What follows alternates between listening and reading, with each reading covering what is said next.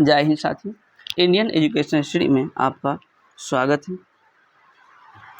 आइए देखते हैं रुक्मणी प्रकाशन का जो बिहार पुलिस का 30 सेटों का संग्रह का जो पुस्तक है उसी का जो है आज 5वां सेट होगा। तो कौन सा सेट होगा?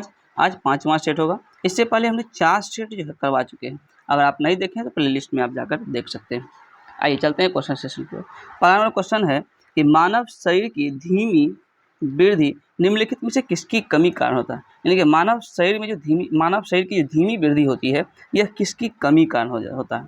ऑप्शन ए है वसा, option B vitamin, option C protein और ऑप्शन डी है उपयुक्त में से कोई नहीं। तो क्या हो जाएगा? इसका आंसर सी होगा, यानी कि प्रोटीन। मानव शरीर की धीमी वृद्धि होती है किसके कारण होता है? तो प्रोटीन के कारण होता है। बात अगर हम करें वसा की, तो वसा जो है यह शरीर को ऊर्जा प्रदान करता है। वसा क्या करता है दोस्तों? यह शरीर को ऊर्जा प्रदान करता है वसा। और मानव शरीर में धीमी वृद्धि तो प्रोटीन हो गया। प्रोटीन शब्द का प्रयोग जो है सबसे पहले कौन किया था?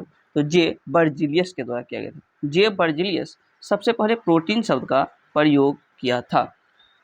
प्रोटीन का मुख्य स्रोत क्या है? प्रोटीन का मुख्य स्रोत है दूध, अंडा, बादाम, दाल, सोयाबीन। और वसा जो है शरीर को क्या करता है? तो वसा ऊर्जा प्रदान करने वाला मुख्य जो है खाद्य पदार्थ है जो शरीर को ऊर्जा प्रदान करता है। 1 ग्राम वसा से 9.3 किलो कैलोरी ऊर्जा प्राप्त होती है। और विटामिन की अगर हम बात करें तो विटामिन की खोज फंक ने किया था।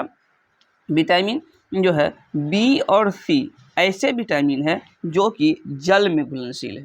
बी और सी क्या है? ऐसे विटामिन है जो कि जल में घुलनशील है। बाद बाकी जितने भी विटामिन है सब फैट यानी कि वसा में घुलनशील है। तो बच गया कौन?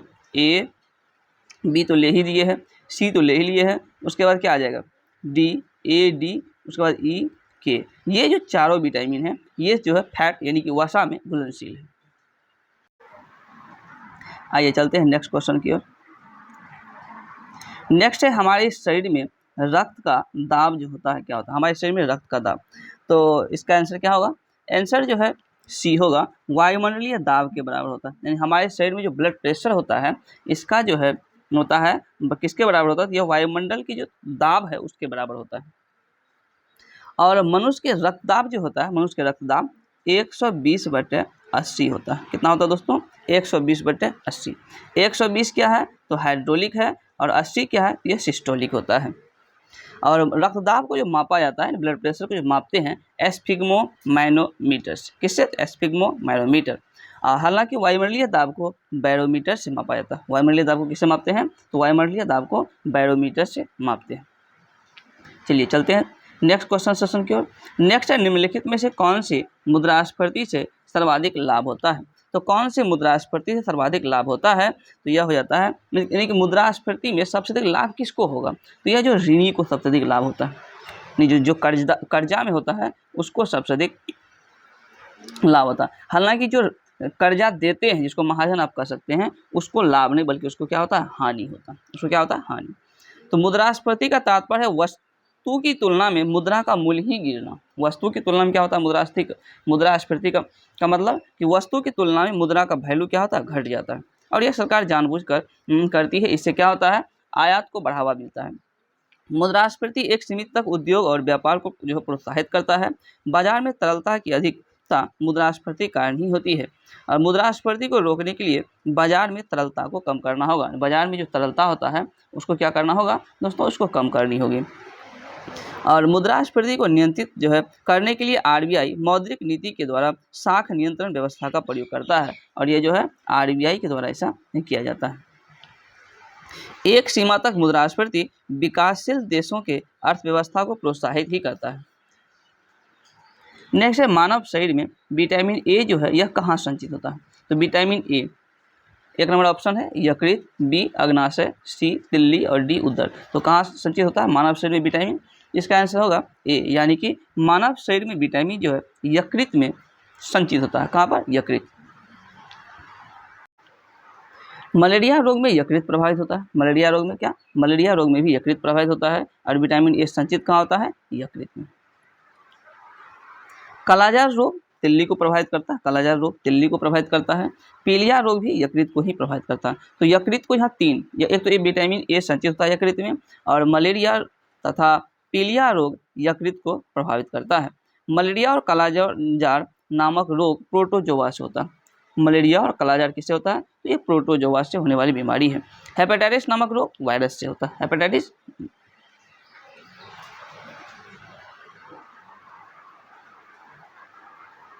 नेक्स्ट है दोस्तों, किस ग्रह का रंग जो है लाल होता है? तो लाल किसका? मार्स यानी कि मंगल ग्रह का रंग क्या होता है दोस्तों? यह लाल होता है। मंगल ग्रह पर लोह ऑक्साइड की अधिकता के कारण जो है इसका रंग लाल होता है। तो किसके कारण? लोह ऑक्साइड के कारण।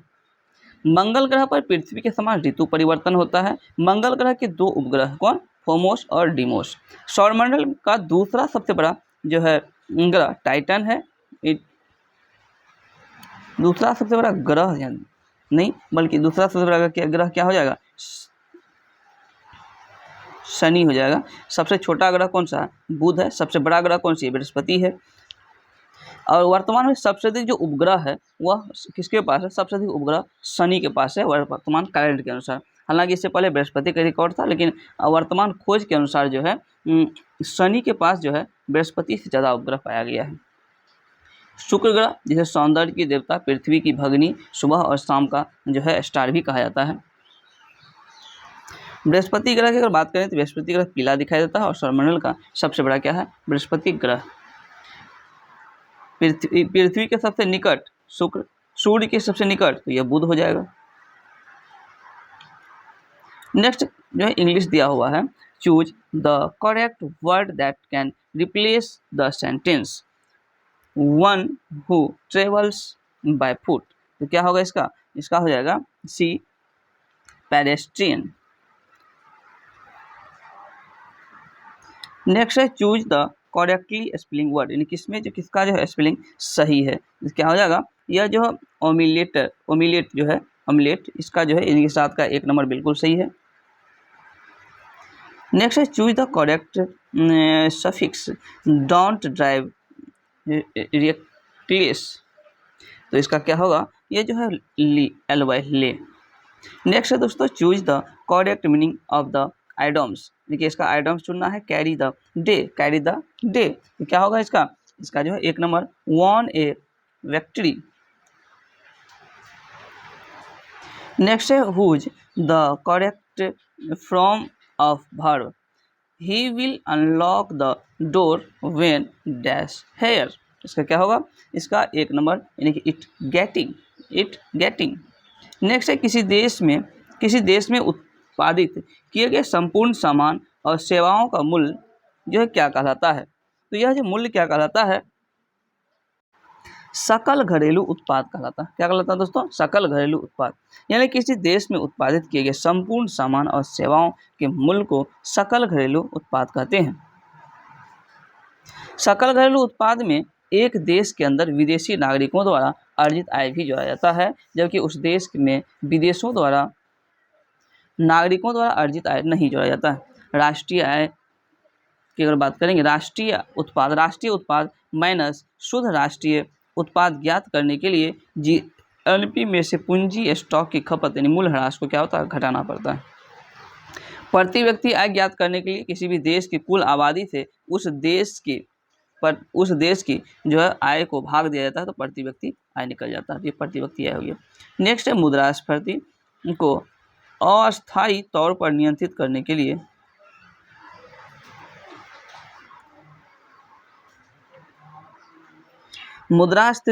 मुद्रास्फीति को अस्थायी तौर पर नियंत्रित करने के लिए निम्नलिखित में किसका प्रयोग किया जा सकता है? किसका प्रयोग हो जाएगा दोस्तों?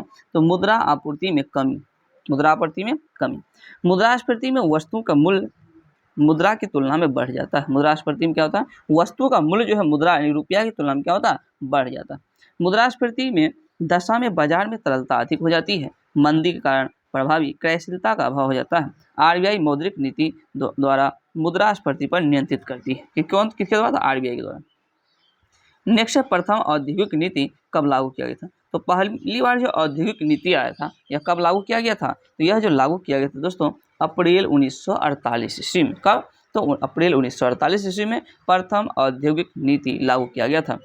स्वतंत्रता के बाद द्वितीय औद्योगिक नीति घोषणा 1956 में किया गया था। द्वितीय औद्योगिक नीति घोषणा 1956 में किया गया था। किया गया था, जिसे औद्योगिक क्षेत्र का लघु संविधान भी कहा था। और 1956 में जो द्वितीय औद्योगिक नीति की घोषणा किया गया था, इसे औद्योगिक क्षेत्र का लघु संविधान कहा जाता है।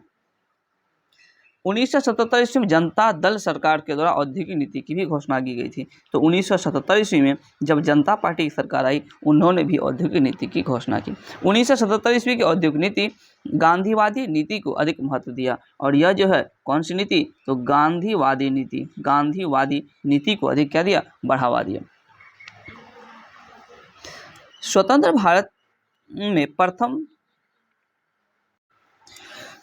भारत में प्रथम वाणिज्य और औद्योगिक मंत्री श्यामा प्रसाद मुखर्जी थे, जिन्होंने प्रथम औद्योगिक नीति की घोषणा की थी।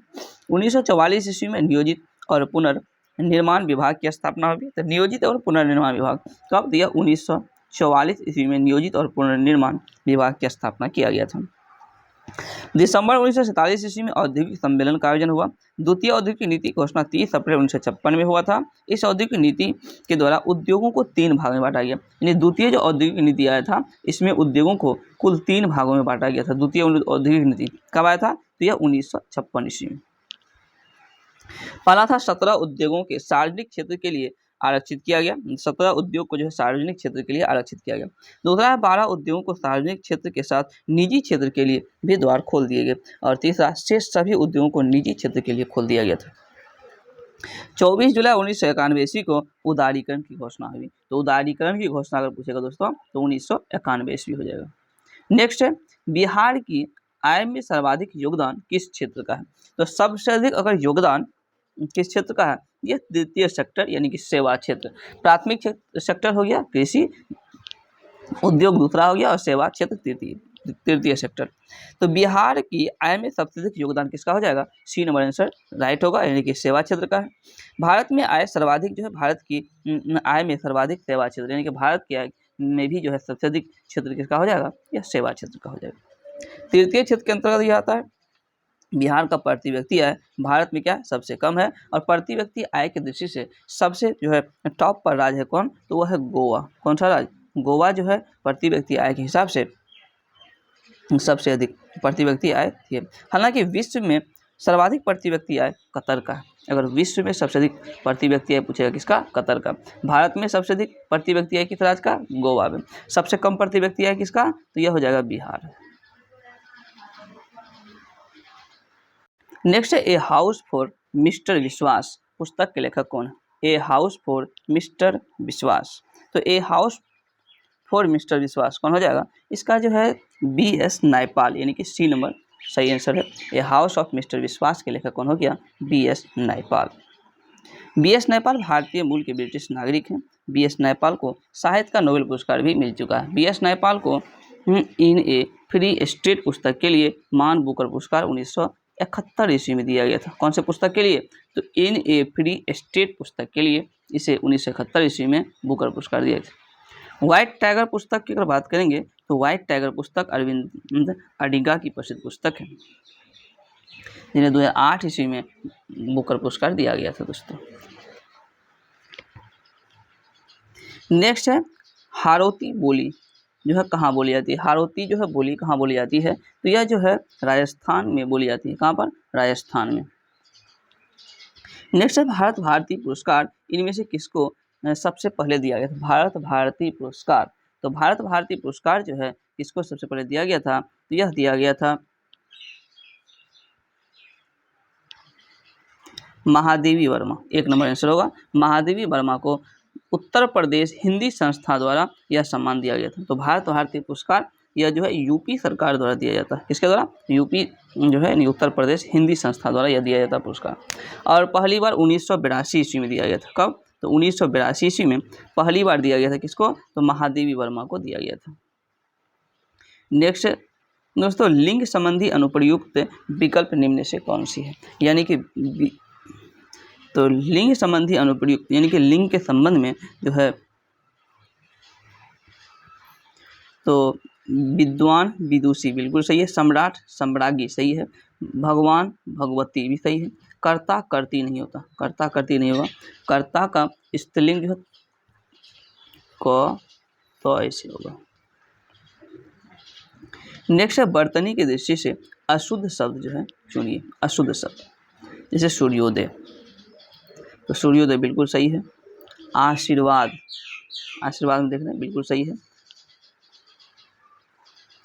ये जो परमार्थ ये नहीं होगा, परमार्थ कैसे होता है, तो प र म क थ रे परमार्थ ऐसे होगा। महर्षि भी बाद बाकी सही है। इसका आंसर क्या निकल जाएगा, सी। नेक्स्ट है दोस्तों आंखें चार होना, मुहावरे का क्या अर्थ है।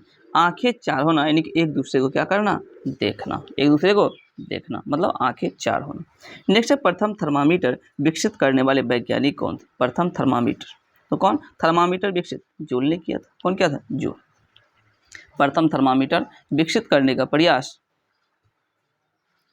सेंटोरियो ने 1900 सेंटोरियो ने जो है 1561 से 1636 के बीच में किया था। 1714 ईस्वी में फ़ारेनहाइट ने मरकरी के प्रयोग कर प्रथम डॉक्टरी थर्मामीटर का प्रयोग किया था।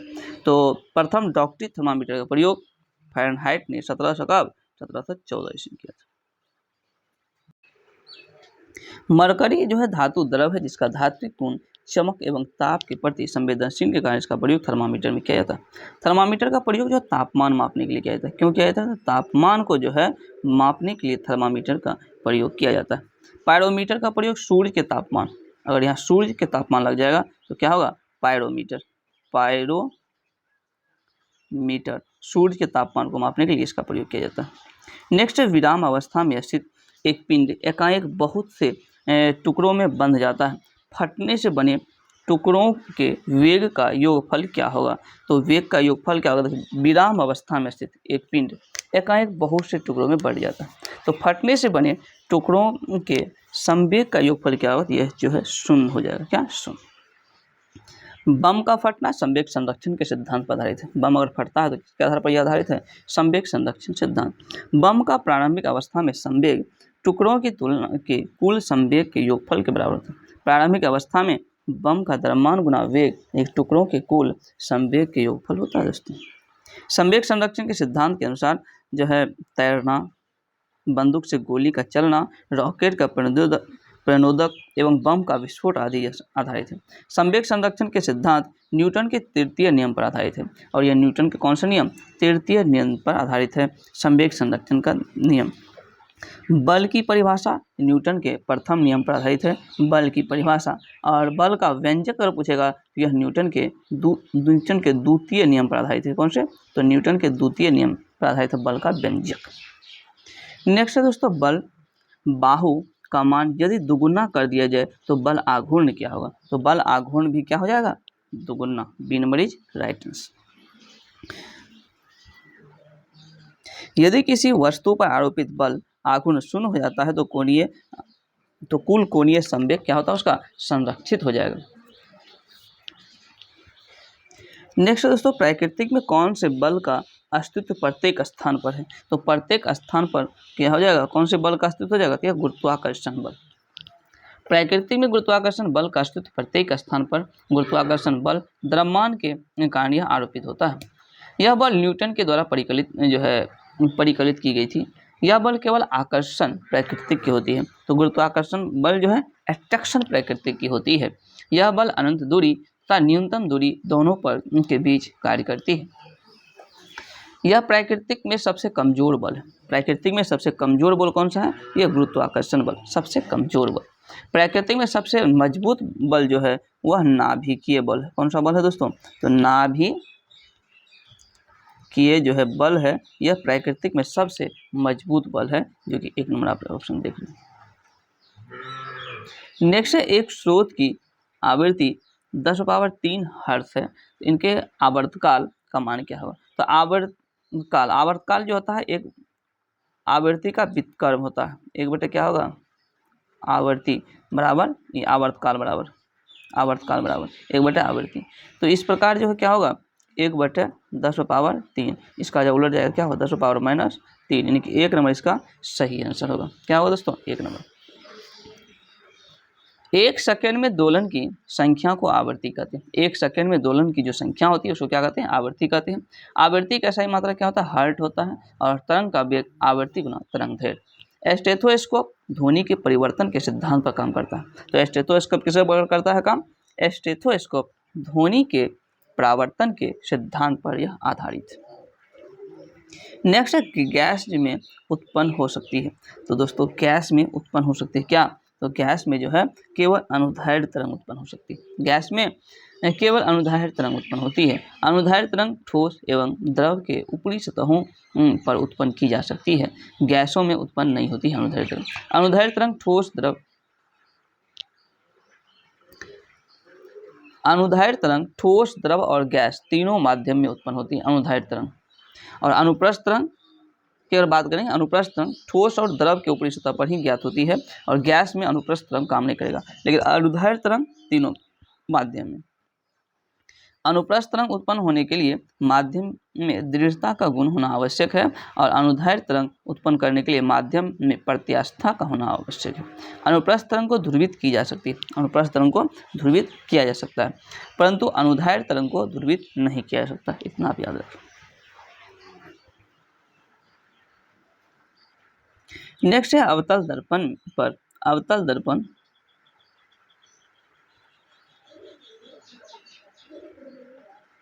अवतल दर्पण में जब कोई वस्तु ध्रुव और फोकस के बीच होता है, कहाँ पर? ध्रुव और फोकस के बीच होता है, उसका प्रतिबिंब क्या होगा? उसका प्रतिबिंब क्या होगा दोस्तों?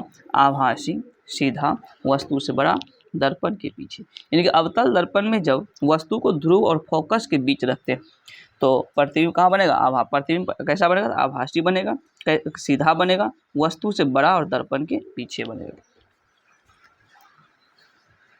अवतल दर्पण की फोकस दूरी ऋणात्मक होती है। अवतल दर्पण की जो फोकस दूरी होता है यह ऋणात्मक हो जाएगा, ऋणात्मक।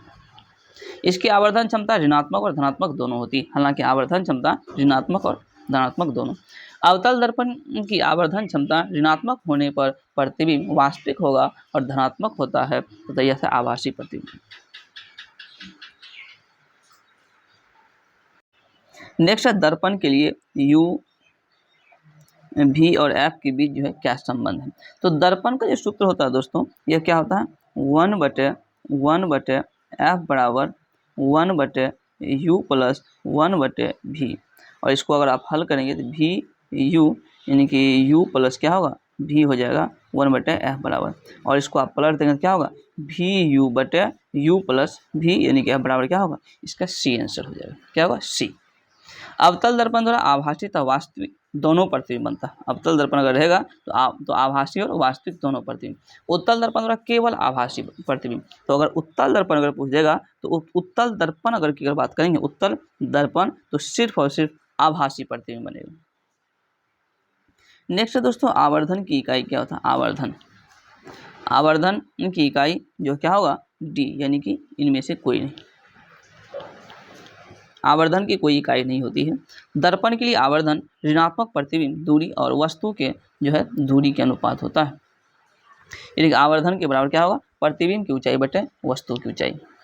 यदि प्रतिबिंब की ऊंचाई और एवं बिंब की ऊंचाई का भी अनुपात होता है, आवर्धन धनात्मक 1 से छोटा होता है, यानी धनात्मक जो है 1 से छोटा होता है, प्रतिबिंब उत्तल दर्पण द्वारा तथा आभासी बनाता है। आवर्धन ऋणात्मक 1 से छोटा और 1 से बड़ा तथा 1 के बराबर भी पर होने पर प्रतिबिंब वास्तविक एवं अवतल दर्पण द्वारा बना होता है। नेक्स्ट है दोस्तों दृष्टि दोष जो है किसके कारण होता है? दीर्घ दृष्टि दोष। दीर्घ दृष्टि दोष जो होता है यह रेटिना के बाद बनता है इस पे प्रतिबिंब। तो दीर्घ दृष्टि दोष के कारण प्रतिबिंब रेटिना की क्या होता है? बाद बनता है। इसे हाइपरमेट्रोपिया कहते हैं। क्या कहते हैं दोस्तों? इसे हाइपरमेट्रोपिया। इस दृष्टि दोष में नेत्र लेंस की क्या होता है? मोटाई घट जाती है, फोकस दूरी बढ़ जाती है। नेत्र लेंस की फोकस दूरी के बढ़ने के कारण प्रतिबिंब इसमें रेटिना के बाद बनता है। इस दृष्टि दोष को दूर करने के लिए अच्छा होता है, लेकिन निकट दृष्टि दोष प्रभावित होता है। तो क्या होता है? दूर की दृष्टि अच्छा होता है और उत्तल लेंस का जो है चश्मा इसमें प्रयोग किया जाता है। किसका? उत्तल लेंस। नेक्स्ट क्वेश्चन मैथ से रिलेटेड है। दो रेखाओं के समीकरण y बराबर x प्लस 22 और y बराबर क्या है? 2x plus 10। तो y का मान क्या होगा। अगर आप इसमें जैसे क्या दिया हुआ y प्लस 2x प्लस 10, इसमें अगर y का मान बैठा देते हैं तो x का निकलेगा और फिर जो है y का मान निकाल करके जो निकलेगा आंसर क्या निकल जाएगा इसका d, यानी कि 34 नंबर हो जाएगा। नेक्स्ट है दोस्तों, यदि cos थीटा बराबर 3 है तो sine theta plus tan theta बराबर क्या होगा। तो cos थीटा दिया हुआ तो साइन और टेन का मान निकालेंगे और दोनों को अगर आप बैठाएंगे तो क्या निकलेगा, 1 नंबर निकल के आएगा 8√2/3। नेक्स्ट है एक्स स्क्वायर प्लस के एक्स प्लस 12 के गुणांक इतना है तो के किसके बराबर होगा। तो के किसके बराबर होगा, यह बी यानी कि 7 के बराबर हो जाएगा। नेक्स्ट है दोस्तों, यदि बहुपद x Q minus 8x² plus 3x plus 6 को x प्लस 2 से भाग दिया जाए तो शेषफल क्या होगा। तो शेषफल जो है 48 हो जाएगा। नेक्स्ट है डायरेक्टर शब्द के अक्षरों को इस प्रकार व्यवस्थित किया जाए कि सभी स्वर एक साथ आए। तो ऐसी व्यवस्था करने के लिए कुल कितने प्रकार के तरीके अपनाने होंगे। कितने प्रकार के तरीके अपनाने होंगे, तो 2160 प्रकार। क्या होगा 2160। इसमें स्वर की संख्या कितना 3 है, तो क्या होगा फैक्टोरियल 3, फैक्टोरियल 6 और फैक्टोरियल 2। इसको अगर आप हल करेंगे तो 2160 आएगा। नेक्स्ट है 52 पत्तों की एक गड्डी में से 2 पत्ते निकालते हैं तो निकाले गए पत्ते 2 इक्के होंगे, इसकी क्या संभावना है। तो 2 इक्के होंगे, इसकी क्या संभावना है, यह जो है 1/221। नेक्स्ट है 9x² प्लस px प्लस 16 पूर्ण वर्ग हो तो p का मान क्या होगा। p के मान जो है आप इसको हल करेंगे 24 या -24 निकल के आएगा। नेक्स्ट है रेखाओं x प्लस 3y बराबर 5 और 2x माइनस 2y बराबर 7, इसके बीच कोण क्या बनेगा। तो यह कोण जो है 45 डिग्री बनेगा। निम्नलिखित में से आंकड़ों में बहुलक कितना है, तो x का मान क्या होगा। x के मान की अगर हम बात करेंगे 39 का क्या b यानी 55 निकल के आएगा। इसको अगर आप हल करेंगे तो 40 नंबर है, यदि आयत के लंबाई चौड़ाई के दोगुना है, लंबाई जो है चौड़ाई क्या है दोगुना, आयत का क्षेत्रफल इतना है तो आयत का चौड़ाई क्या होगा। इसको भी अगर आप हल करेंगे तो 60 सेंटीमीटर आएगा।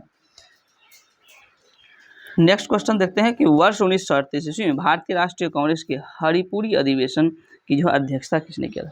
हरिपुरी अधिवेशन और त्रिपुरी 2 महत्वपूर्ण अधिवेशन आता है और हरिपुरी अधिवेशन इसकी अध्यक्षता सुभाष चंद्र बोस के द्वारा किया गया था।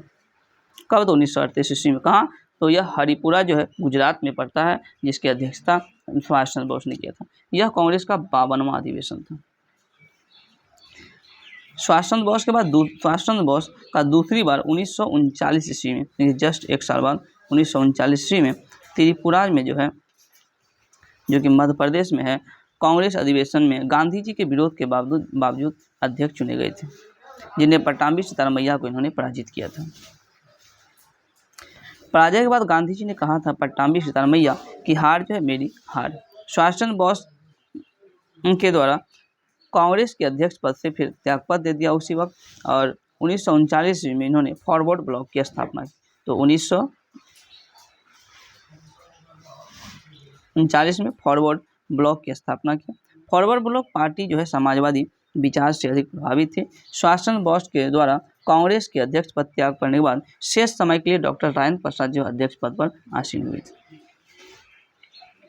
नेक्स्ट है चोरी चोरा कांड का वास्तविक तिथि क्या है। चोरी चोरा कांड यह कब हुआ था, यह 5 फरवरी 1922 ईस्वी को गोरखपुर उत्तर प्रदेश में हुआ था।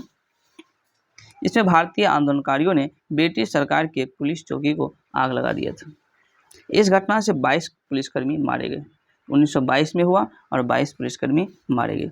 इस घटना को चोरी चोरा घटना के नाम से जाना जाता है। इसके परिणाम स्वरूप 12 फरवरी 1922 को बारदोली में हुए कांग्रेस के बैठक में असहयोग आंदोलन को स्थगित करने का प्रस्ताव पारित किया गया।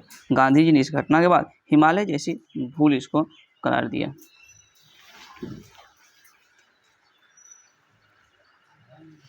हिमालय जैसी भूल आंदोलन जो प्रारंभ करने के संदर्भ में उन्होंने कहा था। हालांकि सुभाष चंद्र बोस जो है असहयोग आंदोलन वापस लेने की जो है राष्ट्रीय विपदा करार दी और इसके बाद गांधी जी को हिंसा फैलाने के आरोप में गिरफ्तार कर लिया गया। 6 वर्ष की सजा हुआ, लेकिन स्वास्थ्य संबंधी कारणों से 1924 ईस्वी में ही गांधी जी को रिहा कर दिया गया था। नेक्स्ट क्वेश्चन है दोस्तों कि निम्नलिखित में से कौन देशबंधु के नाम से प्रसिद्ध हुए। देशबंधु के नाम से कौन प्रसिद्ध हुए? तो देशबंधु जैसा कि जान रहे हैं चित्तरंजन दास, यानी कि इसका आंसर क्या होगा? B number. देशबंधु का तात्पर्य the friend of nation. Deshbandhu की उपाधि सीआर दास को यानी कि चित्तरंजन दास को गांधी जी के द्वारा दिया गया था। चित्तरंजन दास ने इंडियन फॉर इंडियंस नामक पुस्तक की भी रचना की। इंडिया फॉर इंडियंस नामक पुस्तक की रचना की थी। सीआर दास ने कहा कि संपूर्ण भारत एक विशाल बंदीगृह है। सीआर दास क्या कहा था कि चित्तरंजन दास कि संपूर्ण भारत एक क्या है? विशाल बंदीगृह है। उन्होंने मोतीलाल नेहरू के साथ मिलकर स्वराज पार्टी की स्थापना 1923 में की। तो 1923 ईस्वी में स्वराज पार्टी की स्थापना चित्तरंजन दास और मोतीलाल नेहरू ने मिलकर किया था। अलीगढ़ षड्यंत्र केस में अरविंद घोष और खुदीराम बोस को की पैरवी भी उन्होंने किया था। चित्तरंजन दास ने गांधी जी के विधान परिषद के बहिष्कार के निर्णय का विरोध भी किया था। इन्होंने कहा था कि मैं परिषद को स्वराज प्राप्ति का साधन समझता हूँ। चलते हैं नेक्स्ट क्वेश्चन की ओर। इस सिद्धांत का प्रतिपादन किसने किया था? हड़प्पा सभ्यता के लोग शिव की पूजा करते थे। तो हड़प्पा सभ्यता के लोग जो है शिव की पूजा, यह सर जॉन मार्शल ने सिद्धांत का प्रतिपादन किया था। मोहनजोदड़ो से प्राप्त एक सील पर 3 मुख वाले एक पुरुष में ध्यान की मुद्रा में बैठा हुआ है। इसके सिर पर 3 सिंह, इनके दाईं ओर एक जो है गेंडा और एक भैंस तथा बाईं ओर एक हाथी और एक बाघ एवं चरण पर 2 हिरण है। इसे पशुपति शिव के रूप माना गया है। मार्शल ने शिव का प्राचीनतम रूप बताया, और ये जो मार्शल है यह जो शिव का प्राचीनतम रूप इन्होंने बताया था। मूर्ति पूजा का आरंभ संभवतः सैंधव सभ्यता से ही माना जाता है, यानी कि मूर्ति पूजा का जो आरंभ संभवतः सिंधु घाटी सभ्यता या हड़प्पा सभ्यता भी से ही माना जाता है। नेक्स्ट निम्नलिखित में कौन सा है कि जैन विद्वान था? तो जैन विद्वान कौन हो जाएगा? ये बी नंबर जो हेमचंद्र एक जैन विद्वान था। जैन की अगर बात करें, जैन धर्म में कुल 24 तीर्थंकर की चर्चा की गई। कितने तीर्थंकर? तो कुल 24 तीर्थंकर, जिसमें जैन धर्म के संस्थापक और प्रथम तीर्थंकर ऋषभदेव थे, जबकि जैन धर्म के वास्तविक अगर लग जाएगा वास्तविक संस्थापक और 24वें तीर्थंकर तो वर्धमान महावीर।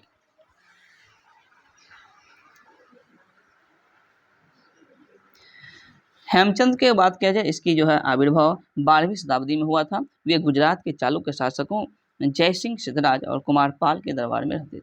कुमारपाल को जैन धर्म में दीक्षित करने का कार्य यही किया था हेमचंद। कुमारपाल चरित्र की रचना भी किया, यानी इनकी पुस्तक का नाम कुमारपाल चरित्र है, हेमचंद ने चरित्र।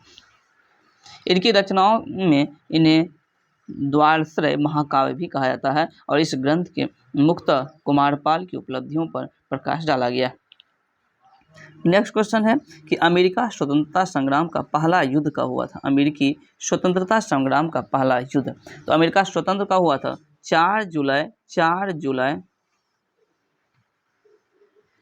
1776 को अमेरिका 4 जुलाई 1776 को अमेरिका स्वतंत्र हुआ। अमेरिका जो अपना स्वतंत्रता दिवस 4 जुलाई को मनाता है, तो अमेरिका स्वतंत्रता संग्राम की पहली युद्ध 1775 एक साल पहले हुआ था। कब हुआ था दोस्तों? एक साल पहले।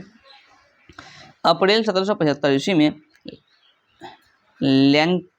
लैक्सिंगटन में ब्रिटिश सेना और अमेरिका के जनता के बीच प्रथम स्वतंत्रता के लिए युद्ध प्रारंभ हुआ, और 4 जुलाई 1776 को अमेरिका की स्वतंत्रता की घोषणा हुई।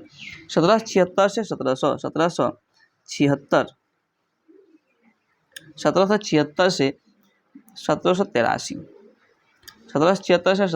ईस्वी के बीच अमेरिका की स्वतंत्रता संग्राम चलता रहा। पेरिस की संधि 1783 ईस्वी के द्वारा अमेरिका की स्वतंत्रता जो है प्राप्त हुई, यानी कि पेरिस की संधि के तहत जो 1783 ईस्वी हुआ अमेरिका को स्वतंत्रता प्राप्त हुई। अमेरिका के स्वतंत्रता संग्राम का नेतृत्व कौन किया था? तो जॉर्ज वाशिंगटन, जो बाद में अमेरिका के प्रथम प्रेसिडेंट यानी कि राष्ट्रपति बने। ब्रिटिश सेना का नेतृत्व लॉर्ड कॉर्नवालिस कर रहा था, और इस युद्ध में फ्रांस ने अमेरिका का सहयोग भी किया था। नेक्स्ट है दोस्तों, हिटलर ने किस देश पर आक्रमण के परिणाम स्वरूप द्वितीय विश्व युद्ध आरंभ हुआ था? हिटलर ने किस देश पर जो है आक्रमण किया था जिससे प्रथम विश्व युद्ध की शुरुआत हुई? तो पोलैंड। जैसे हिटलर जर्मनी का था, तो जर्मनी का पोलैंड पर आक्रमण। द्वितीय विश्व युद्ध चला कब से कब तक था? तो यह जो है 1939 से 45 तक द्वितीय विश्व युद्ध चला था। 1 सितंबर 1939 ईस्वी को पोलैंड पर आक्रमण किया था हिटलर ने, और 3 दिसंबर को फ्रांस एवं ब्रिटेन ने युद्ध की घोषणा कर दी जर्मनी के विरुद्ध। इस प्रकार द्वितीय विश्व युद्ध आरंभ हो गया, जिसके परिणाम स्वरूप 1945 ईस्वी तक चला। 6 और 9 अगस्त 1945 को हिरोशिमा और नागासाकी पर परमाणु बम गिराया गया था अमेरिका के द्वारा। तो हिरोशिमा पर लिटिल बॉय और नागासाकी पर फिटमैन जो है परमाणु बम गिराया, जिससे युद्ध जो है समाप्त हो गया। इस तरह द्वितीय विश्व युद्ध में पराजित होने वाला अंतिम देश अगर पूछेगा तो अंतिम देश कौन? जापान। नेक्स्ट है दोस्तों, संयुक्त राष्ट्र किस सम्मेलन का परिणाम है? तो संयुक्त राष्ट्र जो कौन से सम्मेलन, तो यह है सैन फ्रांसिस्को सम्मेलन के जो है परिणाम है। संयुक्त राष्ट्र 24 अप्रैल से 26 जून 1945 तक सैन फ्रांसिस्को में एक सम्मेलन का आयोजन हुआ था। कब से कब? तो 25 अप्रैल से 26 जून 1945 तक। संयुक्त राष्ट्र संघ जिसकी स्थापना 24 अक्टूबर 1945 को होती है। तो कब? तो 24 अक्टूबर 1945 को संयुक्त राष्ट्र संघ की स्थापना होती है। भारत 30 अक्टूबर 1945 को इसका संयुक्त राष्ट्र संघ का सदस्य बना। तो भारत कब? तो 24 अक्टूबर को स्थापना हुआ, 30 अक्टूबर 1945 को इसमें भारत शामिल हुआ, यानी कि भारत जो संयुक्त राष्ट्र संघ का संस्थापक सदस्य। वर्तमान में संयुक्त राष्ट्र संघ में कितने? तो 193 सदस्य हैं, और 193 सदस्य को पूछेगा कौन? दक्षिण सूडान हो जाएगा। 193 सदस्य दक्षिण सूडान। नेक्स्ट दोस्तों, निम्नलिखित में से किस क्षेत्र से भूमध्य रेखा गुजरती है? भूमध्य रेखा की अगर बात करेंगे, यह अफ्रीका से, कहाँ से? पृथ्वी के मध्य सतह से होकर गुजरने वाली रेखा अक्षांश रेखा है। यह शून्य अंश की अक्षांश रेखा है। शून्य अंश के उत्तरी भाग को उत्तरी गोलार्ध और दक्षिणी भाग को क्या कहते हैं? दक्षिणी गोलार्ध। प्रत्येक गोलार्ध का तापमान के आधार पर कई भागों में बांटा गया है, जिसे कटिबंध भी कहा गया। विषुवत प्रदेश में सूरज की सीधी किरणें आती हैं। विषुवत प्रदेश में सूरज की सीधी किरणें पड़ती है।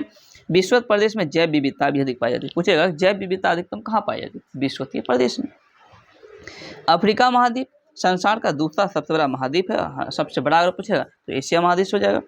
यह एकमात्र जो है ऐसा महाद्वीप है जिससे होकर विषुवत रेखा, विषुवत वृत्त, कर्क वृत्त और मकर वृत्त तीनों गुजरता है। कौन सा? तो अफ्रीका महाद्वीप से तीनों गुजरता है, कर्क, मकर और विषुवत। नेक्स्ट दोस्तों, कि भारत के प्रमुख वाणिज्य फसल कौन से? भारत के प्रमुख जो है वाणिज्य फसल चाय, रबर, तंबाकू और जूट। इसका आंसर क्या होगा? सी नंबर।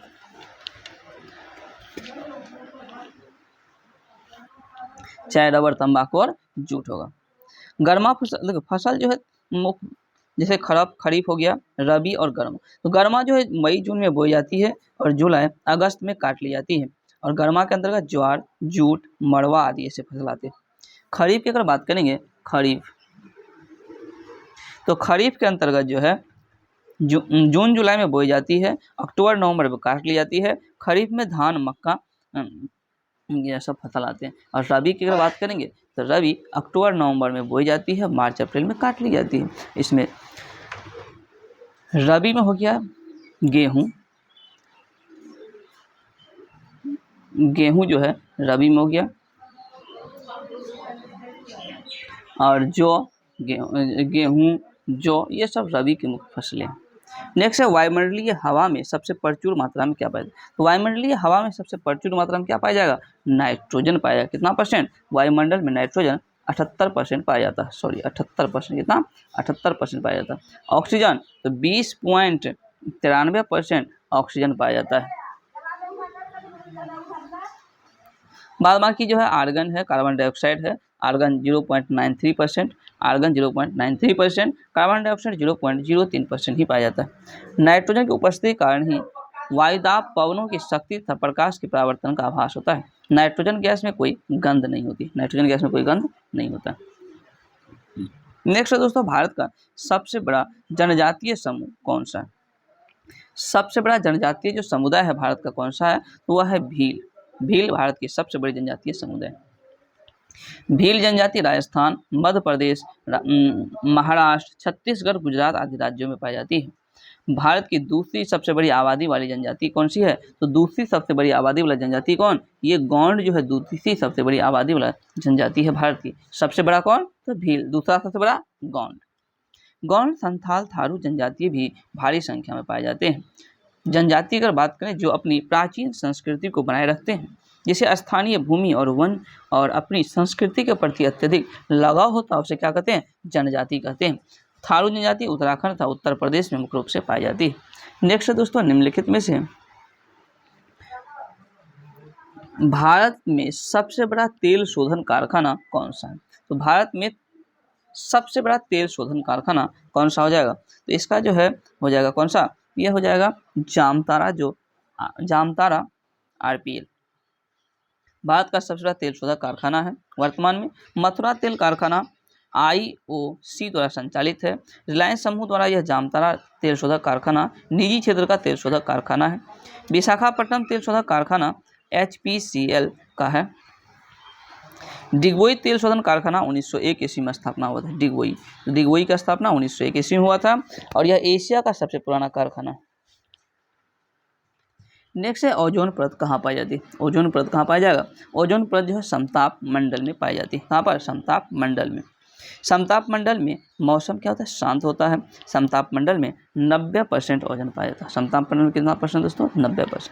बचा 10% कहाँ? ये 10% क्षोभ मंडल में पाया जाता है। क्षोभ मंडल में कितना? मात्र 10%। क्षोभ मंडल की अगर बात करेंगे, सभी महत्वपूर्ण घटनाएं इसी क्षोभ मंडल में होते हैं। सभी महत्वपूर्ण कौन कौन से घटना है? तो वर्षा, आंधी, तूफान, ये सब जो है क्षोभ मंडल में ही होता है। वायुमंडल की अगर बात करें 640 किलोमीटर वायुमंडल, यानी कि 640 किलोमीटर से ऊपर जो है वह वायुमंडल हो गया। वायुमंडल में नाइट्रोजन एवं हीलियम गैस की प्रधानता होती है और वायुमंडल यहाँ से शुरू होता है 640 से, ऊपरी सीमा कितना इसका निर्धारित नहीं किया गया। नेक्स्ट है वायुमंडल में कौन सी गैस पराबैंगनी किरणों का अवशोषण कर लेती है? तो पराबैंगनी किरणों का अवशोषण कौन करेगा? ओजोन। इसका सूत्र की अगर बात करेंगे क्या हो जाएगा? O3। ओजोन परत जिसको पृथ्वी का सुरक्षा कवच भी कहते हैं। पृथ्वी का क्या कहते हैं? सुरक्षा कवच। ओजोन परत को CFC गैस सबसे अधिक हानि जो है पहुंचाता है। क्लोरीन गैस जो CFC का मुख्य घटक है, यह अत्यधिक हानि पहुंचाता है। क्लोरीन गैस पराबैंगनी किरणों से आने वाली पृथ्वी पर पराबैंगनी किरण के आने से पृथ्वी पर जीव जंतु को भी हानि पहुंचती है। नेक्स्ट है दोस्तों, दिल्ली से मथुरा और वाराणसी होते हुए कोलकाता को कौन सी राष्ट्रीय राजमार्ग जोड़ती है? तो कौन सी हो जाएगा? यह NH19 जो है दिल्ली से मथुरा तथा वाराणसी होते हुए कोलकाता को यह जोड़ने वाली NH है। NH4 की अगर बात करें तो बम्बई से चेन्नई को जोड़ता है। NH6 की अगर हम बात करें तो कोलकाता से गुजरात जिसके हजीरा तक जोड़ती है और NH10 दिल्ली फजिल्का को जोड़ता है। शेरशाह सूरी के द्वारा जो GD रोड का निर्माण किया गया था, जो वर्तमान रूप से NH1 और NH2 को कहा जाता है GT road. Sher Shah Suri road को ब्रिटिश भारत में लॉर्ड ऑकलैंड ने मरम्मत भी करवाया था। शेरशाह सूरी रोड को GT रोड का नाम दिया गया था और वर्तमान में NH1 और 2 को कहा जाता है, जानिए। नेक्स्ट है निम्नलिखित में से किस सुल्तान ने आगरा नगर को बसाया था? आगरा, तो आगरा कौन? सिकंदर लोदी ने। कब? तो सिकंदर लोदी ने 1504 ईस्वी में। कब? तो 1504 ईस्वी में आगरा नगर को बसाया था और उसे राजधानी भी बनाया था। तो राजधानी कब? 2 साल बाद, यानी कि 1506 ईस्वी में आगरा को राजधानी भी बनाया था सिकंदर लोदी। लोदी वंश के शासक थे। लोदी वंश के संस्थापक कौन? तो बहलोल लोदी हो जाएगा।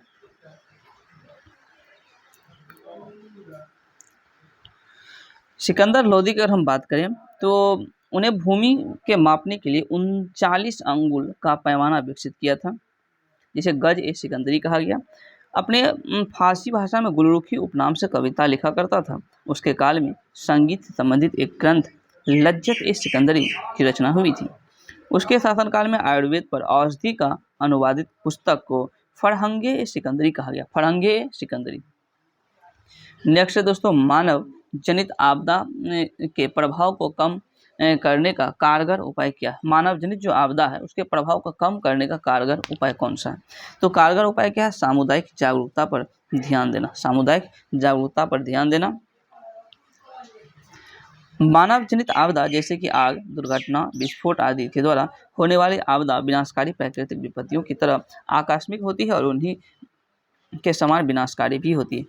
राष्ट्रीय आपदा प्रबंधन अधिनियम, यह जो 2005 ईस्वी में स्थापना किया गया था। राष्ट्रीय आपदा प्रबंधन अधिनियम 2005 ईस्वी में लाया गया था। राष्ट्रीय आपदा प्रबंधन अधिनियम यह जनवरी 2000 2006 ईस्वी में अधिनियम लाया गया था।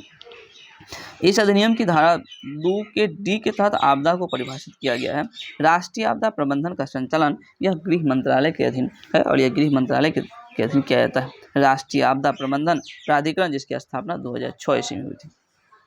राष्ट्रीय आपदा प्रबंधन अधिनियम 2005 और यह जो है लागू का हुआ, तो राष्ट्रीय आपदा प्रबंधन अधिनियम 2005 में आया था, लेकिन लागू हुआ जनवरी 2006 ईस्वी में, याद रखेंगे। और इस अधिनियम के धारा 2 का जो डी है, इसी में आपदा को परिभाषित किया गया और यह गृह मंत्रालय के अधीन है।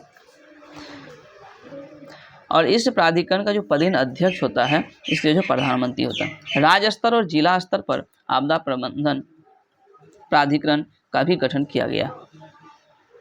नेक्स्ट है लोकसभा और राज्यसभा की संयुक्त बैठक जो है किसके द्वारा आहूत की जाती है। देखिए दोस्तों, लोकसभा और राज्यसभा की संयुक्त बैठक जो है आहूत तो राष्ट्रपति करेंगे, लेकिन उसकी अध्यक्षता जो है लोकसभा के अध्यक्ष द्वारा उसकी अध्यक्षता की जाती है। राष्ट्रपति किसके तहत, तो यह अनुच्छेद 108 के तहत, अनुच्छेद 108 के तहत संयुक्त अधिवेशन बुलाते हैं। किसके तहत, 108 के तहत। और जब साधारण विधेयक पर दोनों सदनों के बीच गतिरोध उत्पन्न हो जाता है तो संयुक्त अधिवेशन बुलाया जाता है। जब कोई साधारण विधेयक किसी सदन में 6 माह से अधिक समय तक लंबित हो तो संयुक्त अधिवेशन बुलाया जा सकता है। अब तक 3 बार संयुक्त अधिवेशन बुलाया गया। अब तक कितने बार, 3 बार। कब, तो पहली बार 1961 में, पहली बार 1961 में, उसके बाद 1978 में, 1978 के बाद फिर 2002 में। 3 बार अब तक संयुक्त अधिवेशन बुलाया गया था। नेक्स्ट दोस्तों, पंचायती राज संस्था कितने स्तर के हैं। पंचायती राज संस्था, जो पंचायती राज जो संस्था है वह 3 स्तर के होते हैं। कितने स्तर, 73वां संविधान संशोधन 1992 ईस्वी का उद्देश्य पंचायती राज को बल देना था। संविधान के भाग 4 के अनुच्छेद 40 में पंचायती राज व्यवस्था का गठन करने का निर्देश दिया गया। किसको, यह राज्य सरकार को निर्देश दिया गया।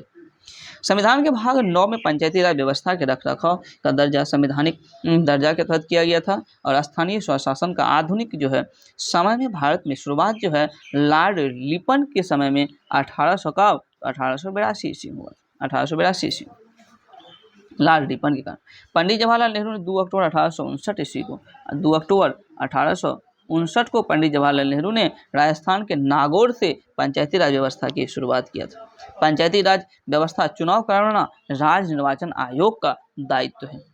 स्थानीय स्वशासन की अगर बात करें तो शासन की वह प्रणाली जिसमें निचले स्तर पर लोगों को भागीदार बनाकर लोकतांत्रिक विकेंद्रीकरण को सुनिश्चित किया जाना तथा लोगों को अपनी समस्या स्वयं हल करने के लिए सक्षम बनाया जाना जो स्थानीय स्वशासन कहा जाता है। पंचायती राज जो विषय है यह राज्य सूची का विषय। किसका, राज्य सूची। सूची की अगर हम बात करें तो सूची कुल 3 प्रकार के होते हैं। सूची कितने प्रकार के दोस्तों, यह 3 प्रकार की सूची, संघ सूची, राज्य सूची और समवर्ती सूची, जिसकी चर्चा 7वीं अनुसूची में की गई है। नेक्स्ट है किसी विशेष दिन लोकसभा में अधिकतम कितने तारांकित प्रश्न पूछे जा सकते हैं। तो अधिकतम कितने तारांकित प्रश्न पूछे जा सकते हैं, तो यह अधिकतम 20 तारांकित प्रश्न पूछे जा सकते हैं। कितने, तो 20। तारांकित प्रश्न मौखिक पूछा जाता है तथा ऐसे प्रश्न का उत्तर तारांकित ही दिया जाता है। तारांकित प्रश्न जो है पूरक प्रश्न भी पूछा जा सकता है और तारांकित प्रश्न लिखित रूप से, तारांकित प्रश्न मौखिक रूप से और तारांकित प्रश्न लिखित रूप से और तारांकित प्रश्न, इस प्रकार जो प्रश्न जो है 2 प्रकार हुए। अतारांकित प्रश्न का उत्तर भी लिखित रूप से दिया जा सकता है। अतारांकित प्रश्न के साथ पूरक प्रश्न नहीं पूछे जा सकते। अगर अतारांकित प्रश्न पूछेगा सदन में तो जो है उसका पूरक प्रश्न नहीं पूछा जा सकता है। कोई प्रश्न तारांकित माना जाए या अतारांकित, इसका निर्णय कौन करेगा? इसका निर्णय उस सदन के अध्यक्ष या सभापति। राज्यसभा में है तो राज्यसभा के सभापति करेंगे, लोकसभा है तो लोकसभा के अध्यक्ष के द्वारा किया जाता है। नेक्स्ट है दोस्तों शब्द चौथी सत्ता का उपयोग किसके लिए किया जाता है? तो चौथी सत्ता का उपयोग प्रेस के लिए किया जाता है। प्रेस की स्वतंत्रता अनुच्छेद 19 में चर्चा की गई है। अनुच्छेद 19 के 1 में प्रेस की स्वतंत्रता की चर्चा की गई है।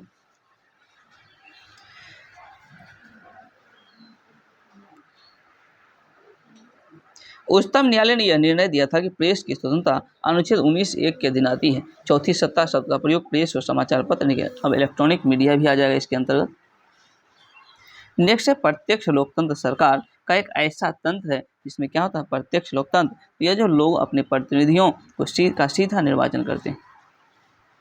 नेक्स्ट है सूर्य के वायुमंडल में कौन से तत्व अधिकतम पाया जाता है? सूर्य के वायुमंडल में क्या पाया जाएगा? तो अधिकतम मात्रा में यह जो है हाइड्रोजन, सूर्य के वायुमंडल में हाइड्रोजन तत्व अधिकतम पाया जाता है। सूर्य का द्रव्यमान 4 × 10⁹ kg/s की दर से घट रही है और सूर्य का ऊर्जा इसी तरह से 100 करोड़ वर्ष तक प्राप्त की जा सकती है, इतना बड़ा जो विशाल है। रेडियो सक्रियता की माप जो है रेडियो सक्रियता की माप GM यानी कि गाइगर मूलर काउंटर से की जाती है। वातावरण में सर्वाधिक प्रचुर मात्रा जो हमें कौन सी गैस है? तो नाइट्रोजन है। ब्रह्मांड में हाइड्रोजन हो जाएगा और मानव शरीर में ऑक्सीजन। तो मानव शरीर में सबसे जो है मात्रा में जो है ऑक्सीजन है। ब्रह्मांड में अगर बात करेंगे तो हाइड्रोजन हो जाएगा और वातावरण में यानी कि हमारी पृथ्वी के वातावरण में है सबसे अधिक मात्रा में क्या है? तो नाइट्रोजन। नेक्स्ट है दोस्तों, निम्नलिखित में से किसी तत्व की अपेक्षा किसी तत्व के सापेक्ष परमाणु संगति कौन सी है जो परमाणुओं से बनी है, जिसमें प्रत्येक 17 प्रोटॉन 18 इलेक्ट्रॉन और 17 इलेक्ट्रॉन होगा? तो क्या होगा? दोनों को अगर जोड़ देंगे तो क्या होगा? 35। इलेक्ट्रॉन की संख्या प्रोटॉन की संख्या के बराबर होता है। इलेक्ट्रॉन की संख्या क्या होता है? प्रोटॉन की संख्या के बराबर होता है। स्पेक्ट्रम रेखाओं की सूक्ष्म प्राकृतिक समझने तथा इलेक्ट्रॉन की ठीक स्थिति का वर्णन करने हेतु 4 क्वांटम संख्याओं का प्रयोग किया गया। पहला मुख्य क्वांटम संख्या, उसके बाद दिगंशी क्वांटम संख्या, चुंबकीय क्वांटम संख्या और चक्रण क्वांटम संख्या। नेक्स्ट है दोस्तों, ब्लीचिंग पाउडर, इसका रासायनिक नाम क्या? ब्लीचिंग पाउडर का रासायनिक नाम क्या है? तो ब्लीचिंग पाउडर का जो रासायनिक नाम यह कैल्शियम हाइपोक्लोराइड हो जाएगा। क्या? Calcium hypochloride. ब्लीचिंग पाउडर जिसका सूत्र है CaOCl2, ये ब्लीचिंग पाउडर का सूत्र है। ब्लीचिंग पाउडर कीटाणुनाशक के रूप में, कागज तथा कपड़ों के विरंजन में, रासायनिक उद्योग में उपचायक के रूप में, क्लोरोफॉर्म के उत्पादन में होता है दोस्तों। जिंक ऑक्साइड, इसे ZnO, जिंक ऑक्साइड ZnO कहते हैं। जिंक ऑक्साइड ZnO, इसका जो प्रयोग है मलहम बनाने में, और शैली में और में चमक लाने में प्रयोग किया जाता है। मर्क्यूरी जो क्लोराइड है HgCl, इसका प्रयोग कैलामेल बनाने में और कीटाणुनाशक के रूप में प्रयोग किया जाता है। नेक्स्ट है, जल में कठोरता किसकी उपस्थिति कारण होता है? तो जल में जो कठोरता किसकी उपस्थिति, यह कैल्शियम तथा मैग्नीशियम के क्लोराइड के सल्फेट के कारण जल में कठोरता होती है। जल में कठोरता जल को गर्म करने से समाप्त हो जाता है और इसे अस्थायी कठोरता कहते हैं। यानी कि गर्म करेंगे और कठोरता दूर हो गया जल को, तो इसको क्या कहेंगे? अस्थायी कठोरता। जल की अस्थायी कठोरता कैल्शियम और मैग्नीशियम के बाइकार्बोनेट के घुले रहने का कारण होता है। और यह अस्थायी कठोरता क्यों होता है? तो कैल्शियम और मैग्नीशियम के बाइकार्बोनेट के घुले रहने का। अस्थायी कठोरता जल में बूझा चूना तथा दूधिया चूना डालने से दूर हो जाती है। जल की अस्थायी कठोरता उसके कैल्शियम और मैग्नीशियम सल्फेट, क्लोराइड, नाइट्रेट आदि लवणों के घुले रहने का कारण होता है। जल में सोडियम कार्बोनेट डालकर उबालने से अस्थायी और अस्थायी दोनों प्रकार के जो है कठोरता दूर हो जाती है। तो किसको? सोडियम कार्बोनेट डालकर जो है जल में अस्थायी और अस्थायी दोनों कठोरता को दूर की जा सकती है। नेक्स्ट है फ्लोरीन, एक नया खोजा गया क्रिस्टलीय कार्बन का अपरूप है। तो इसके हैं क्या हो, कितना परमाणु है इसका परमाणु हो जाएगा कितना? तो 60 परमाणु हो जाएगा। फ्लोरीन एक नया खोजा गया क्रिस्टलीय कार्बन जो अपरूप है, जिसके 60 परमाणु हैं। रेडियो सक्रियता स्ट्रोंशियम 90 के कारण कैंसर होता है। लिम्फोमास, यह कैंसर गठिल लसिका गांठों तथा प्लीहा में होता है। इटाई नामक रोग कैडमियम के कारण होता है। इटाई नामक रोग कैडमियम। हेरोलॉजी के अंतर्गत समय मापने वाला विज्ञान का अध्ययन किया जाता है दोस्तों। और फ्लोरीन 60 यह कार्बन के एक अपरूप है और इसे बकमिस्टर फ्लोरीन भी कहा जाता है। नेक्स्ट है, अंगुली के नाखून में विद्यमान प्रोटीन का नाम क्या है? क्या है? केरोटीन हो जाएगा। क्या? केरोटीन। प्रोटीन कार्बनिक यौगिक है, इसमें नाइट्रोजन की प्रधानता होती है। प्रोटीन मानव का शरीर निर्माण करता है। प्रोटीन अमीनो अम्ल से प्रोटीन का निर्माण होता है और अमीनो अम्ल कार्बन, हाइड्रोजन, ऑक्सीजन एवं नाइट्रोजिक तत्व से बने होते हैं। नेक्स्ट है, भारत के नए मुख्य चुनाव आयुक्त कौन बने हैं? तो यह जो है राजीव कुमार बने। कौन? राजीव कुमार बी।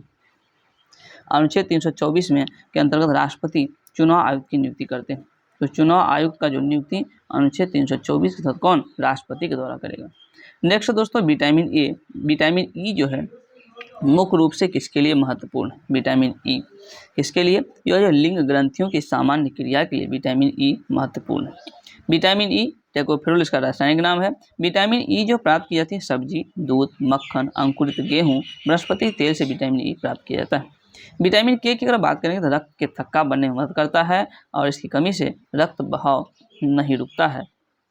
विटामिन के टमाटर, हरी सब्जी, आंतों में भी उत्पन्न होती है और विटामिन के का रासायनिक नाम फिलोक्विनोन होता है। नेक्स्ट है रक्तदाब को नियंत्रित किससे की जाती है, रक्तदाब ब्लड प्रेशर को नियंत्रित जो है किससे किया जाएगा दोस्तों, तो यह जो नियंत्रित अधिवृक्क यानी कि एड्रिनल ग्रंथि से की जाती है। अधिवृक्क ग्रंथि को दो भागों में बांटा गया है, बाहरी भाग कार्टेक्स तथा अंदरूनी भाग मेडुला। कार्टेक्स की जीवन में नितांत आवश्यकता है, यदि यह शरीर के में बिल्कुल निकाल दिया जाए तो मनुष्य 1 या 2 सप्ताह तक ही जीवित रह सकता है। कार्टेक्स की विकृति हो जाने पर उपापचय प्रक्रमों में गड़बड़ी उत्पन्न हो जाती है और इस रोग को एडिशन रोग कहते हैं। नेक्स्ट दोस्तों बिहार ने किस वर्ष तक एनीमिया के प्रसार में कमी लाने की घोषणा की है, तो बिहार ने एनीमिया के प्रसार में कमी लाने का जो तो इसका आंसर होगा सी यानी 2025 तक। बिहार में 2025 तक एनीमिया में प्रसार की कमी लाने की घोषणा की है। बिहार में एनीमिया को दूर करने के लिए स्वास्थ्य विभाग की ओर से विशेष रणनीति पर कार्य किया जा रहा है। स्वास्थ्य विभाग की ओर से प्रतिवर्ष 3% की कमी लाने की बात कही गई है। एनीमिया जैसे जानते हैं खून की कमी के कारण होता है। नेक्स्ट है भारत में राष्ट्रीय आय का प्राकलन जो किया जाता है किसके द्वारा, तो राष्ट्रीय आय राष्ट्रीय सांख्यिकी कार्यालय के द्वारा राष्ट्रीय आय की माप की जाती है। राष्ट्रीय सांख्यिकी कार्यालय जिसका मुख्यालय नई दिल्ली में है। CSO यानी केंद्रीय सांख्यिकी अगर पूछेगा तो इसकी स्थापना 1951 ईस्वी में किया गया था। 2000 भारतीय सांख्यिकी का जनक PC महालनोबिस को कहा जाता है और 29 जून को कब 29 जून को राष्ट्रीय सांख्यिकी दिवस मनाया जाता है। 2019 ईस्वी में NSO और CSO को 2019 ईस्वी में NSO में CSO और NSSO का विलय कर दिया गया था। नेक्स्ट दोस्तों 74वें गणतंत्र दिवस परेड में किस राज्य की झांकी को प्रथम स्थान प्राप्त हुआ, तो ये जो उत्तराखंड की झांकी है इसको प्रथम स्थान प्राप्त हुआ है। धार्मिक स्थलों और राज्य के प्रगतिशील विकास को प्रदर्शित करने वाली उत्तराखंड की मानस खंड झांकी को प्रथम स्थान दिया गया था। नेक्स्ट है राज्य एक निश्चित प्रदेश में राजनीतिक दृष्टि से संगठित जनसमूह है, यह कथन किसका है। राज्य एक निश्चित प्रदेश में राजनीतिक दृष्टि से संगठित जनसमूह है, यह कथन किसका है, तो यह कथन जो है ब्लंटस्टील का। ब्लंटस्टील के अनुसार भूभाग, जनता, एकता और संगठन ये राज्य के आवश्यक 4 तत्व हैं। हालांकि गवर्नर के अनुसार जनसंख्या, निश्चित भूभाग, संप्रभुता और सरकार राज्य के 4 अनिवार्य तत्व हैं। वुड्रो विल्सन ने लिखता है कि विधि के लिए एकता के सूत्र में आबाद और निश्चित भू प्रदेश में रहने वाली जनता राज्य। भारत के उच्चतम न्यायालय के अनुसार कोई भी निजी इकाई या एजेंसी भी जो बतौर राज्य की संस्था के रूप में काम कर रहा हो, यह अनुच्छेद 12 के तहत राज्य का अर्थ बताता है। नेक्स्ट है दबाव समूह का जो है प्राथमिक उद्देश्य क्या, दबाव समूह इसका प्राथमिक उद्देश्य क्या है, चुनाव लड़ना, बिल्कुल नहीं, क्या हुआ, गलत हो गया, सरकार की आलोचना करना भी नहीं है, और नीतिगत निर्णयों को प्रभावित करने के लिए सरकार पर दबाव डालना, तो ये जो है बिल्कुल सही हो जाएगा। नीतिगत निर्णयों को प्रभावित करने के लिए सरकार पर दबाव डालना ही क्या होता है, दबाव जो है समूह का प्राथमिक उद्देश्य होता है। दबाव समूह शब्द का उद्भव संयुक्त राज्य अमेरिका में हुआ, और ये जो दबाव समूह शब्द है इसका उद्भव सबसे पहले कहाँ, तो USA यानी कि संयुक्त राष्ट्र अमेरिका में हुआ। SE फाइनर के अनुसार अज्ञात साम्राज्य की इसे संज्ञा दी गई है, यानी कि फाइनर ने इसको दबाव समूह को अज्ञात साम्राज्य कहा है। हालांकि ओडिगार्ड ने कहा है कि दबाव समूह ऐसे लोगों का औपचारिक संगठन है जिनके एक या अधिक सामान्य उद्देश्य होते हैं। सार्वजनिक नीति के निर्माण और प्रशासनिक कार्यों को इसलिए प्रभावित करने का प्रयत्न करते हैं कि वे अपने हित की रक्षा और वृद्धि कर सकें। नेक्स्ट है निजी डैश उन्नति अहे सबे डैश को मूल। भारतेंदु जी की ये पंक्ति जो है को पूर्ण करना है। ये पंक्ति क्या हो जाएगा, यानी कि निजी भाषा उन्नति है सब उन्नति को मूल। तो ये जो है क्या होगा, D is right answer.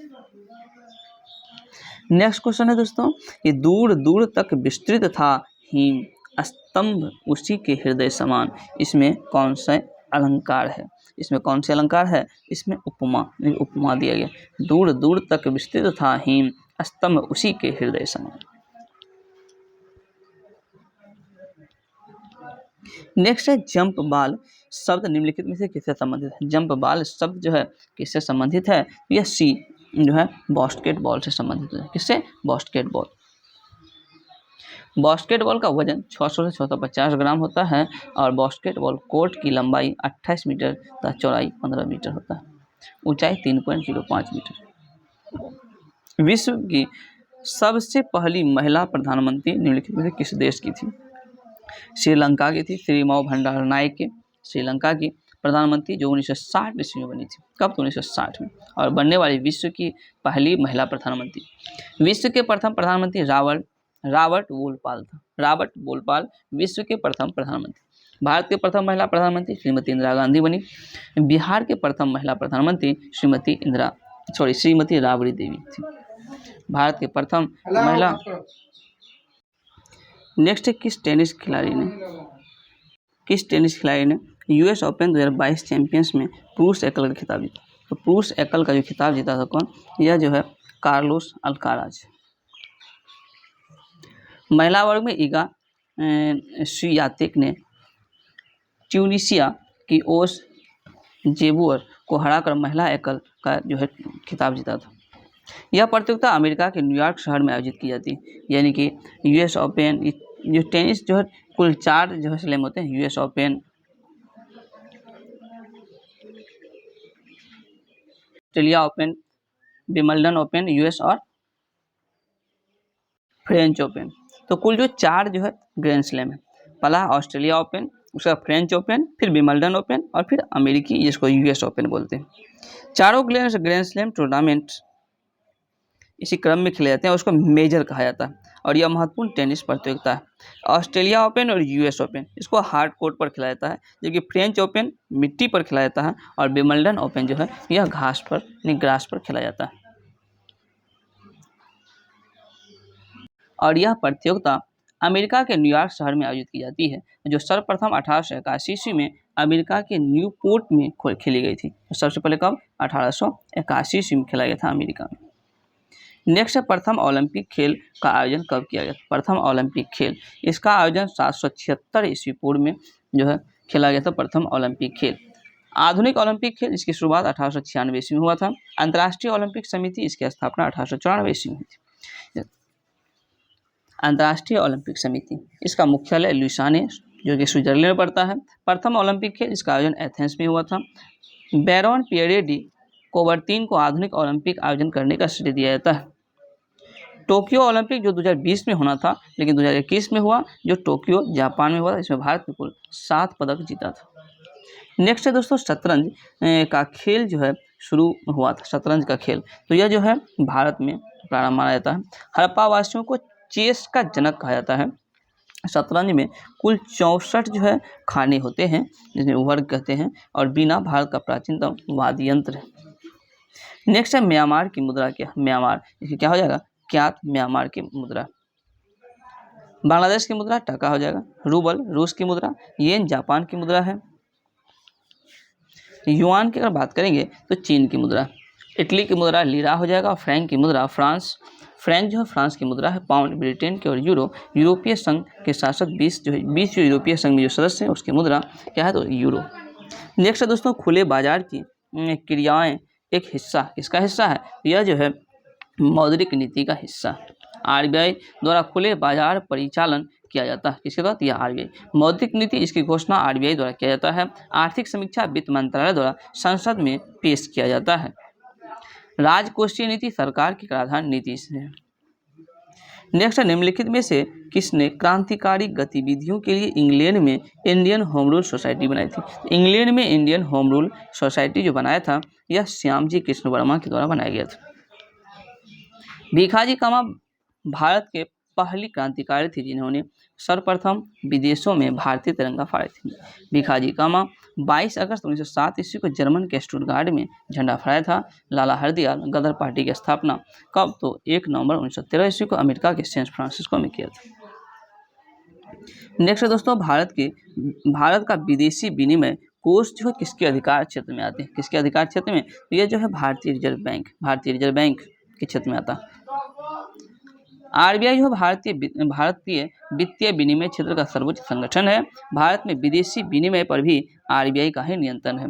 RBI act 1934, RBI act जो है 1934 के तहत 1935 ईस्वी में आरबीआई स्थापित हुई थी, जिसका मुख्यालय कोलकाता था, लेकिन वर्तमान में बम्बई में। आरबीआई भारत में बैंकों का बैंक, भारत सरकार का भी बैंकर कहा जाता है। नेक्स्ट, निम्नलिखित में कौन सा फल नहीं है, तो कौन सा फल नहीं है, तो इसका जो है डी, आलू क्या है, फल नहीं है। हालांकि खीरा, टमाटर, कद्दू ये सब क्या है, फल है। तो आलू, अदरक, हल्दी, गन्ना ये सब क्या है, ये तना। तो आलू, अदरक, हल्दी, गन्ना क्या है, तना। मूली, गाजर, शकरकंद, शलजम ये सब क्या है, जड़ का उदाहरण है। जबकि अश्वत्थ फल का उदाहरण है सेब, नाशपाती, कटहल। ये सब अश्वत्थ फल का उदाहरण है, सेब, नाशपाती, कटहल। अनिषेक फलन का उदाहरण है अनिषेक फल, इसका उदाहरण है कौन, तो पपीता, नारंगी, केला, अंगूर।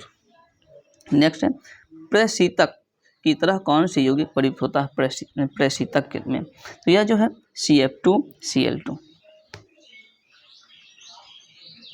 प्रशीतक इसको फ्रियोन गैस भी कहते हैं। इसका रासायनिक नाम डाइफ्लोरोमीथेन होता है।